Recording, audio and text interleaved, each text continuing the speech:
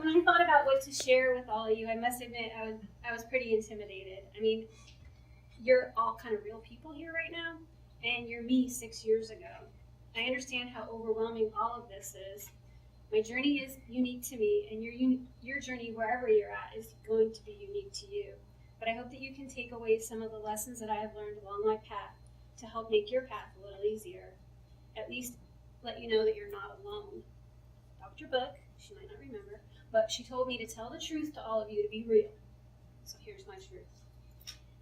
Can you speak more into the microphone? Is that better? Yeah. Oh, sorry. Okay. My transplant journey really started before the word transplant was ever mentioned. In fact, most of my life I was told that once my heart started to shut down to fail, there really wasn't anything that anybody could do. I was a single ventricle, transposition of the great arteries, I lacked a true aorta, the scar tissue from previous surgeries, I had a lot of collaterals, liver cirrhosis, etc., etc. I didn't have the anatomy to support a regular heart, and it was just far too complicated. Along the way, I had a modified Fontana, 18. I'd had strokes, valve repairs, pacemaker implants, multiple. Later, a Fontana takedown and a revision, not to mention a multitude of other health issues and surgeries. I, however, consider myself to be pretty lucky. I had a good life, support, family, friends, great kids, and an excellent job. 8 years ago, about 3 years after my revision, I was trying desperately to cling to life. Well, that is my life as I knew it at that time. My full-time, 60-hour-a-week, high-stress job. I was essentially being a single mom of 2 teenagers. I was on the verge of divorce. My husband had moved 1,600 miles away to work the year before. I didn't want to move. I didn't want to change jobs. We saw him about once a month. I was a homeowner and all that entails. I was a pet mom of 2 dogs and 2 cats. Well, I'm going to get there. My health was nowhere on my list of priorities, not even when I was in the ICU that year. For the countless time in heart failure, my lungs were collapsed. I was full of fluid from my belly all the way down. And by not a priority, I mean I literally had my secretary bring me my computer, my files, my phone to the ICU so I could have a mobile office and I could keep being me. I was determined to do everything myself. I didn't miss my children's sporting events, school plays, concerts. I baked cookies and cupcakes. I planned the parties. I volunteered because, like probably most of you in this room, I'm not going to admit defeat. I wouldn't accept any help. I knew I had limited time on this earth, and I was absolutely determined to do it all. I knew how to push the boundaries.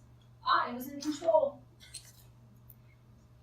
But it took my best friend shaking me and saying, you know, you really don't want to have your kids come home and find you dead on the floor. And later my boss saying to me, you know, you're really not going to do anyone any good like this. I did finally stop working. I went on disability. I told myself it was a rest period, a time to recover, get my life together, 6 months tops. I sold my house. I fixed my marriage. I moved to Florida with my husband, who had actually taken that great job because the writing was on the wall that he would need a better job to support our family should I ever not be able to work. I kicked and screamed about it the whole time, and to be truthful, I still sometimes do. Things did seem to improve ever so slightly, well, at least in my mind, for a while. But I was tired, really, really tired. And within a year, I realized working wasn't in my cards and my body was shutting down. My new team in Miami told me on Valentine's Day of 2013 that they didn't have any more options. This was it. They said, well, you might look into transplant, and if I could qualify, which was a huge if. The options, as most of you know, are pretty limited, even now for people like us. Emory said they would see me, they'd consult. They were one of 5 centers that didn't turn us down. Not for a transplant at that point, but for advanced heart failure options. I went for an office visit. I met Dr. Sahu. And he admitted me promptly. I was sick, really, really sick. And well, I stayed for a while. The road from that day until now is a pretty long and winding one. I have learned a great deal about myself and my life, but with our limited time here today, I'm going to focus on what I have learned that might offer you some guidance in your own journey. The questions that I get asked about transplant are generally ones that relate to the information that the doctors, psychologists, social workers, financial planners will give you. as if to say, seriously, is this all true? What do I actually need to know about X, Y, and Z? Yes, it's generally all true and all important at some point. How long will you wait? This is the next question, and usually the hardest to answer because there actually is no answer to that question. I personally waited 75 days after being listed, but it takes a long time to get on the list, which is the other question. How do you get on the list? Well, I'm going to leave it pretty simply and say they just check everything, and I do mean every single part of you. And then you wait, and you wait. And then, what's it like to get the call is the next question.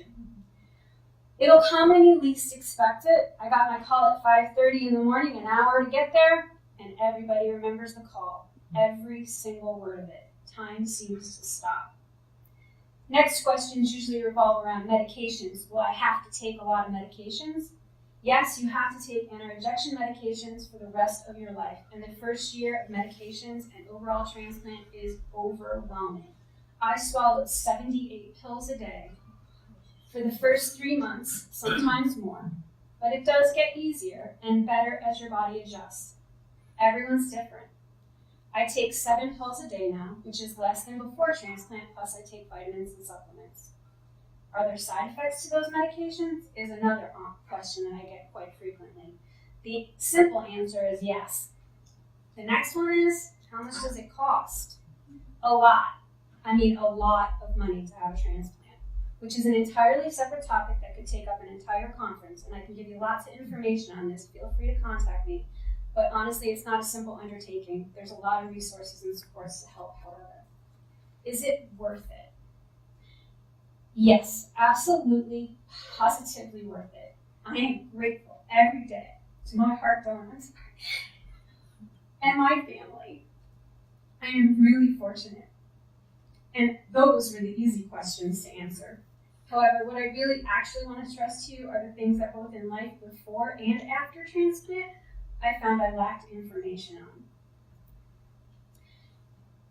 I've been asked many times, how do I do it? How do you stay positive, be successful, thrive? You've been through so much. The truth is, I'm not always. I do, however, work on it. I try to learn from my experiences. I fall down a lot, but I get back up every single time. What have I learned that's helped me the most? I think the thing that was hardest for me to learn was to ask for help. And I needed a lot of help. If you're anything like me, it's probably not an easy task. I often isolate myself, not wanting to be a burden. I'm stubborn, I'm untrusting, I'm ashamed sometimes. But make it your priority. Make a list of your village, your team, your support system, your family. And if you don't know where to begin, start with one person or two. Brainstorm with them. Connections to people are absolutely your most valuable asset. Make a list of things that you're going to need help with, questions you might have, things you might need. And I've listed a few here. Your main caregiver. In your support network, you need to identify somebody that's going to be your main caregiver. Some of you probably already have one, have had one your whole life. Some are probably even here now. Shout out to me. They need to be your advocate, your ally, your gatekeeper, your medication wizard. Here at Emory, they actually get training. They need that support system that you were putting together probably as much as you do. They're the unsung heroes here. Be nice to them. You won't always be, but try and remember that they're trying their best too. I'm going to tell you the truth. In my experience, everything is going to fall to shit at some point, and honestly, probably more than once. Tensions run high, expectations aren't met, things are going to go terribly wrong. And not to mention, my husband Eric does. You're on some mind-altering medications, and you're going to need them. They're on a roller coaster with you, and let me tell you, it's a roller coaster. Reach out to that support team. So, you've heard this a lot today, actually, and I was really glad to hear it. It was something that I learned along the way, not just from my transplant, but from my other surgeries, to try to be as physical as you can. always. Ridiculous as it sounds, you must be as healthy, as strong as you can before transplant. Throughout my life, I've asked for physical therapy when I need it. This was actually the first day of physical therapy before my transplant. Throughout my life, I have asked for physical therapy when I needed it. I had lost most of my body mass and my muscle due to wasting before transplant. I went to physical therapy. I dragged my O2 with me, and sometimes I even had to have a wheelchair to get there, but I kept going. Some days, even lifting my legs was a struggle, even with no shoes. In fact, sometimes getting out of bed was hard, let alone a shower. My God, I had to take a nap for 2 hours sometimes after that. But I forced myself to do it. I forced myself to get up. I had learned that recovery would be easier the stronger that I was. Due to various complications and additional surgeries, I was in physical therapy for over a year and a half after transplant and then cardiac rehab. Don't get me wrong, there's still bad days from pain, exhaustion, medication side effects, where I need rest and have to be in bed. But getting moving is the single best thing that I have found to keep both, not to help me, not just my body, but my mind. Your spirits, emotions, and mental health are what I felt least prepared for.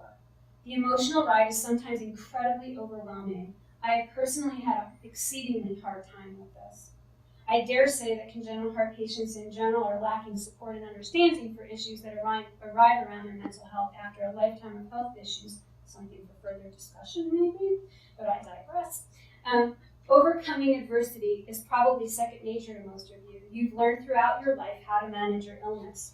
However, guilt, shame, embarrassment, and constantly feeling like you're letting people down, are unreliable, you can't do things that other people do, the constant, but you look great comments, ongoing issues related to PTSD, bullying, etc., go undiscussed.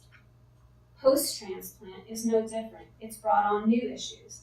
Things that used to come to me naturally don't. My brain doesn't actually process information the way that it used to. I have had a lot of memory issues. Reading and writing have been really serious struggles. It's taken me a long time to get where I am. Physically, I still have issues. We're still dealing with them. I'll likely need more interventions and surgeries. Medications, side effects are an ongoing battle. The truth about transplant and congenital heart disease is that you really truly do trade one set of problems for another, which creates, as my dear friend and fellow Fontan transplant buddy Tim says, more of a mind game than a physical one. My struggle has been, if I wasn't the old me, I wasn't a true congenital heart patient anymore, although doctors might disagree, I could no longer work full time, which was literally how I identified myself. I was an educator, a teacher, an administrator, a facilitator, a director of special education. Now what was I going to do? I questioned everything. I felt a kind of fear that I had never known. I wasn't even sure what normal actually was anymore. I wasn't really sure about anything.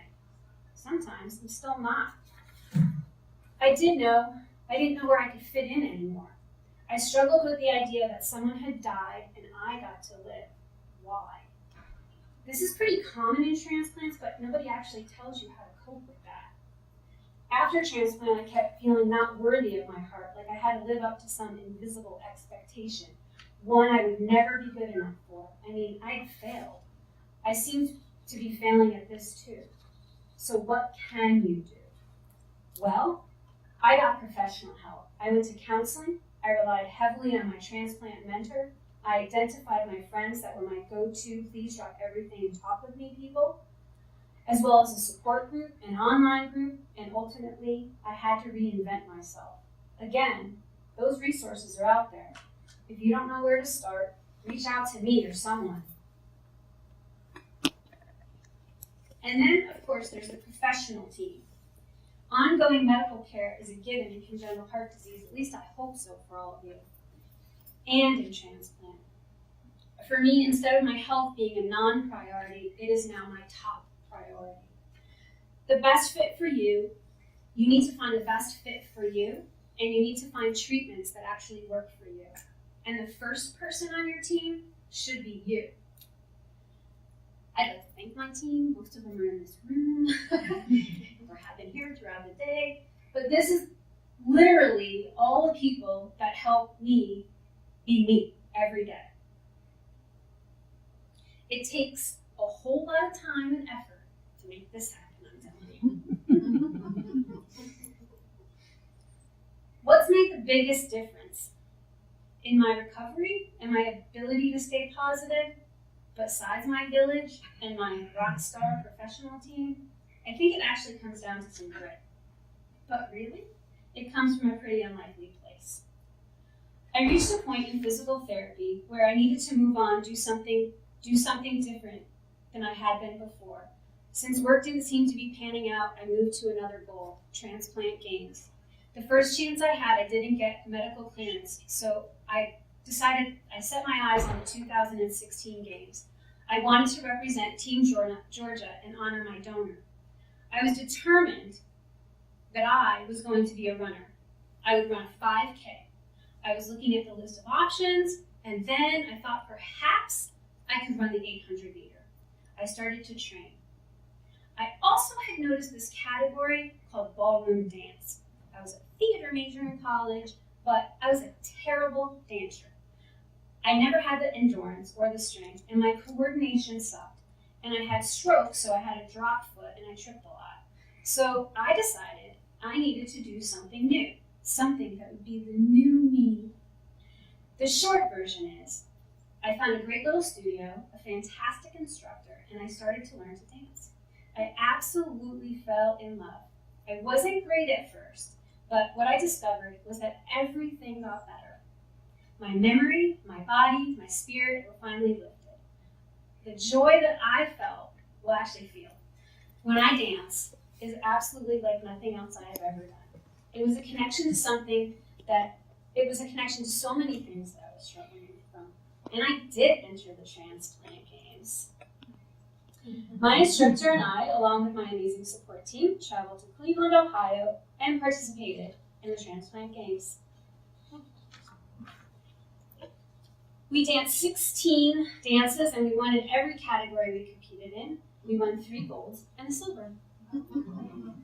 I crossed the finish line for the first time in my entire life. I came in 5th in the 100-meter dash. Turns out I actually hate running. I mean, I really, really hate running, especially long distances.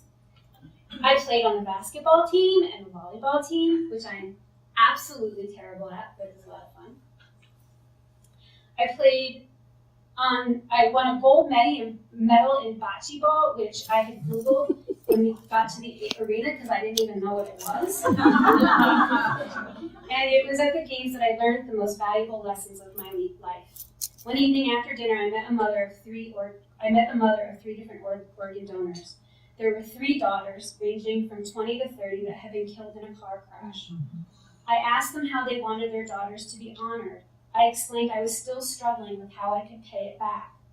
These 3 women, strangers, nearly in unison, embraced me on that street corner while we were waiting for the bus in Cleveland, Ohio, and said words that changed everything.